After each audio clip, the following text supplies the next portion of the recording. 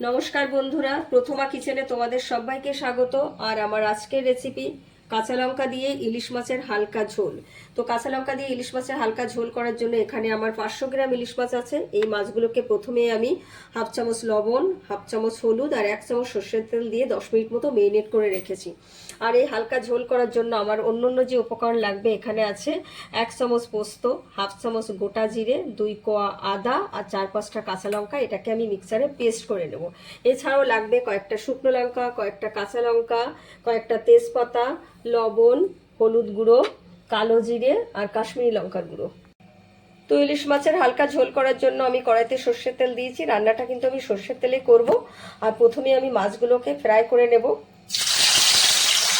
ইলিশ মাছ তাই বেশি ফ্রাই করার দরকার নেই, হালকা করে ফ্রাই করেই তুলে নিতে হবে।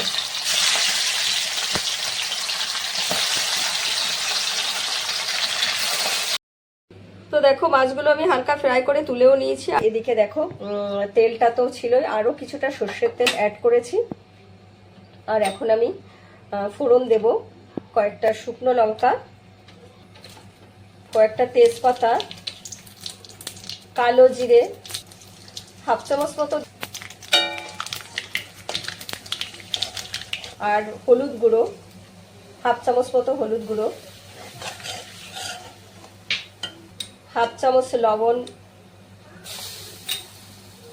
আর এখন আমি পেস্ট করে রাখা মশলাটাও দিয়ে দেবো। এর ভিতরে আছে কাঁচা লঙ্কা, পোস্ত, গোটা জিরে, আদা, সবকিছুই কিন্তু রয়েছে।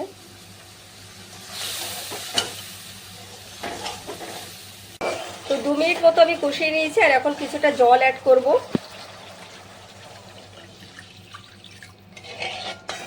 জলটা দেওয়ার পরে আমি 5 মিনিট মতো অপেক্ষা করব ফুটে ওঠার জন্য। তো দেখো আমার ঝোলটা ফুটতেও শুরু করেছে। আর এখন আমি ফ্রাই করে রাখা মাছগুলো দিয়ে দেবো। যেহেতু কাঁচা লঙ্কা দিয়ে হালকা ঝোল, সেই জন্য কিন্তু একটু ঝাল ঝাল হলে খেতে ভালো লাগবে। তো এই জন্য কিন্তু আমি আবারও হাফ চামচ কাশ্মীরি লঙ্কার গুঁড়ো অ্যাড করব।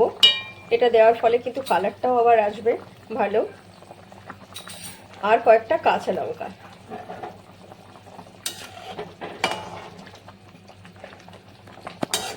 তো কাশ্মীরি লঙ্কার গুঁড়ো আর কাঁচা লঙ্কা দেওয়ার পরে আমি আবারও 2 মিনিট মতো রেখেছিলাম। আর এখন কিন্তু আমার রান্না কমপ্লিট, আমি নামিয়েও নেব।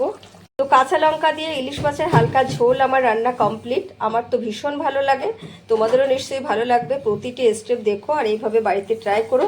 ভালো লাগলে অবশ্যই চ্যানেলটিকে সাবস্ক্রাইব করো। আর আমার সমস্ত ভিডিওর আপডেট আগে পেতে পাশে থাকা বেল আইকনটি প্রেস করো।